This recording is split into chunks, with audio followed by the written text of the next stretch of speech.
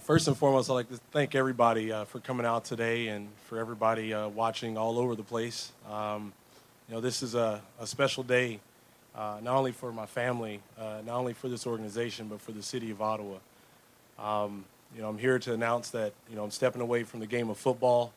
But for me, this is only the end of one chapter and the beginning of another. I'm taking up the head of the nomination for the Red Black Party. I feel like Barack Obama right now. But no, Trevor is not Donald Trump, so don't even think that, okay? But honestly, the reason why, I say things like that, because for me, this is more of a celebration than anything. Because just over 3 years ago, when we all came together with that first press conference, and myself, my family, we all came to, start new roots here in such a great city. The one thing we promised our faithful here was we were here to win a Grey Cup. And the fact that we delivered in such a short period of time in only 3 years is something that's, just unheard of.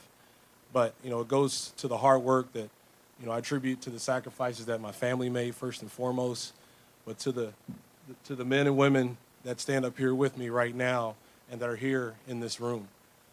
I mean, without you all, none of this would be possible, but even more importantly, the fans.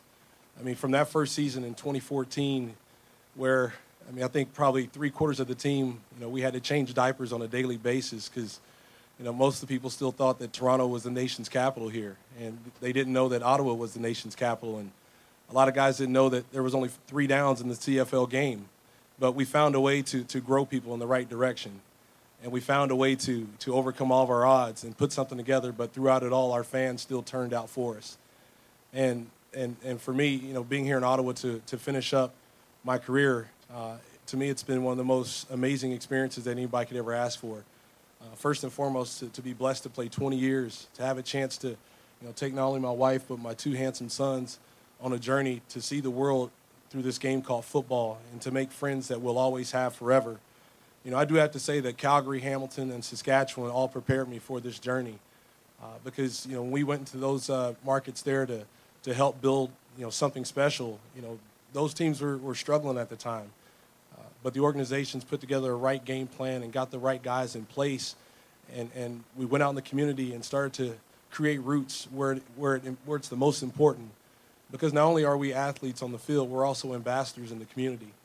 Because I know for my legacy, I want to be known more for what I've done in the community, for the people's lives that I've impacted, for the people's lives that my family, for the people's lives that my teammates that we've all impacted, from Calgary, Saskatchewan, Hamilton, and now here. Because as we see in the world today, this world is not all about love the way it used to be. But the people that can help shed love are the athletes. Us as ambassadors, we need to take that up on our shoulders even more and more. And I know myself, like I say, I might be taking off the pads, but the work shall still continue. And that's something that I've learned from so many great people and players that I've played underneath, personnel, coaches, and just friends that I've made in every given community that I've had the opportunity to be a part of. And that's why I say this is a celebration, because those friendships, the relationships that have been built, no matter if it's in Saskatchewan where people booed me, but off the field they offered me a Pilsner, even in Hamilton, all the great relationships that I have there. For me, let the party begin. And, I know, for me, that first time I see my teammates on the sideline and I won't be out there with them, those will be the hard parts. I can understand that. But for me, looking forward to the future and having an opportunity to, beat my wife in golf on a daily basis like I always do.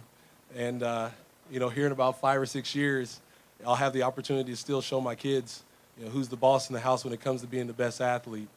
And so I'm thankful to be one of the only few people, like I said, to play this game until I'm 40, 41 years old. But even more importantly, I'm coming off the field still with my health.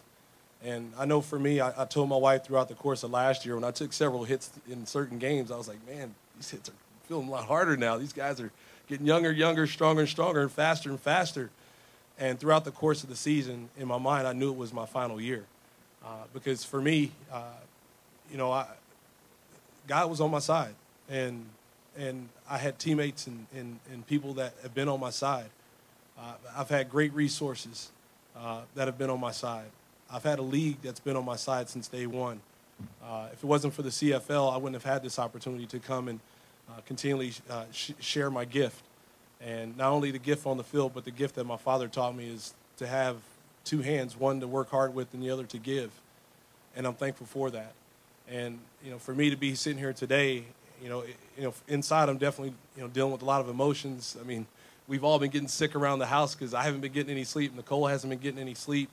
We've been keeping our kids up. Well, they've been keeping us up, chasing us to different hockey rinks all over the world. And, some we think we're playing in a barn, but it's actually a hockey rink in a barn. And we have no idea how they got a rink in a barn, but this is what our life has turned into now. Thanks, Canada.